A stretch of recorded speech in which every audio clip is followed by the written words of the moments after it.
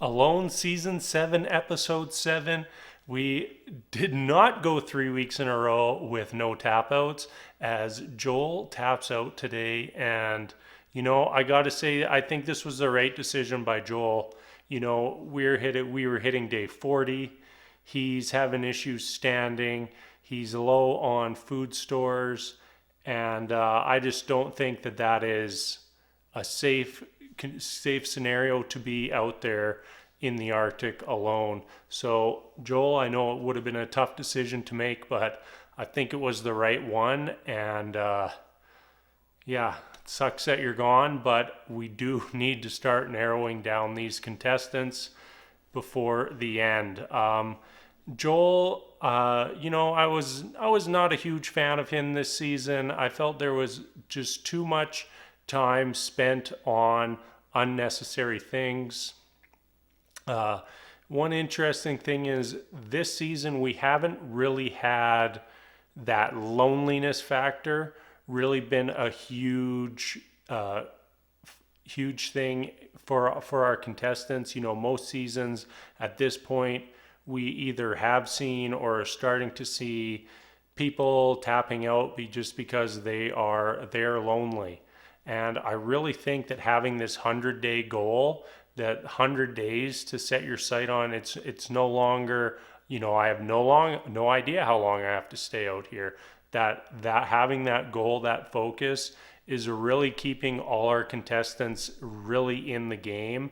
And Joel was probably the closest one to having that real loneliness factor. He was the one who was making his guitar and having his friend Jaco and doing odds and ends. He had dice. I don't know what else he had going on there, but he was the only one who was really craving that, but still, was not talking about how much he missed home every day. And like we've seen in pretty much every other season of Alone. So we're now day 40. We're down to 6 contestants. And, I was going to say that we really had, in my opinion, 3 front runners, them being Roland, Callie, and Mark. And then we get to the end of the episode today, and Mark sets his shelter on fire. It's quite the cliffhanger to be left with. I think that this is going to come down to how much of that shelter can Mark save, and how much of his gear can he save. I don't know. We didn't see him pulling anything out of the shelter as he went out. I don't know if he didn't do that or we missed it. Right now, he would probably have a very small window to rebuild a shelter, as in, he would have to do it immediately. But I do think it's possible. We saw Roland put together his meat locker in what seemed like a few hours, and that was a better shelter than what we've seen Joe make all season long. So I think someone like Mark could come up with a decent shelter if he has his tools and supplies left before having to tap out because of it. It would be a major expenditure of energy, but we'll have to see what the consequences of that shelter fire. It wasn't super clear how big that fire was, how much of his stuff was burning, how much of the shelter was burning. Kind of a little bit of shaky cam there as he ran outside. And we'll just have to tune in next week to find out just how much damage Mark's shelter sustained. I mentioned Roland earlier. Let's jump back to Mark quick. So it was weird. They were talking about the karma. He traps the fox, and fox are a protected species. So he's got to release the fox, and he says, it's the right thing to do. Hopefully this gives me some good karma. Then we get to see him. He goes, boom, he's got a rabbit. He goes to his gill net. Boom, he's got a fish. Everything's coming up Mark, and like all this talk of the good karma, and the next thing you know, that shelter's on fire. So, Mark has definitely had some setbacks here, lost his food cache, now lost his shelter.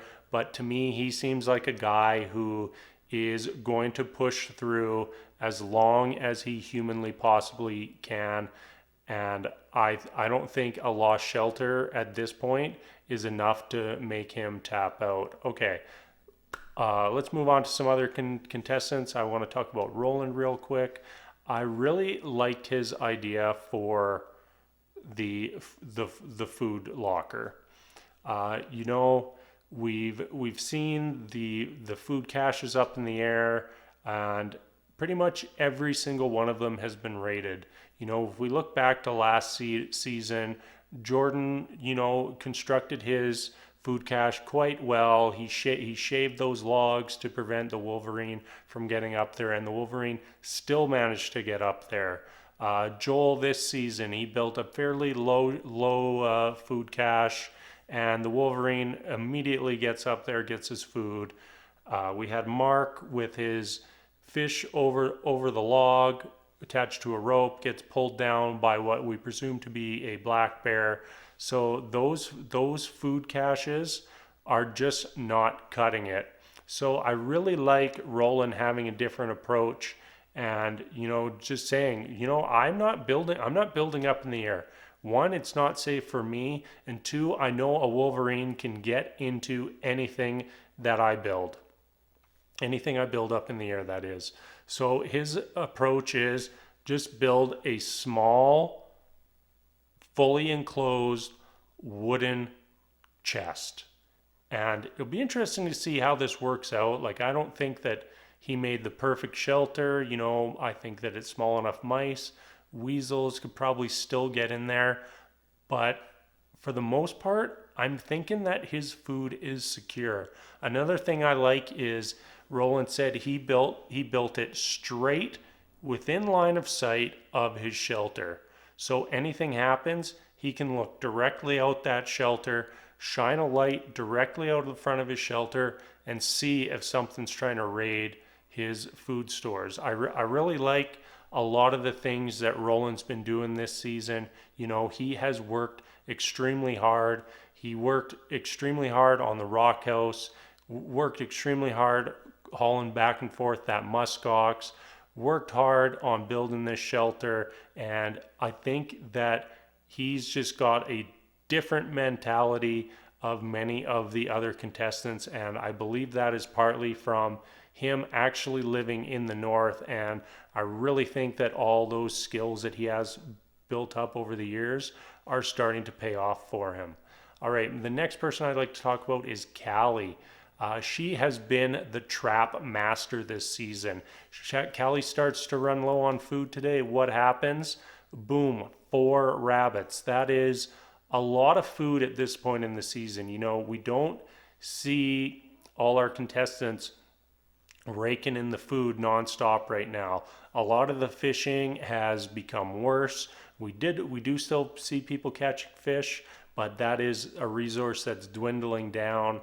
And a lot of our other contestants, you see them going out to check their snare lines, and they're just praying for something.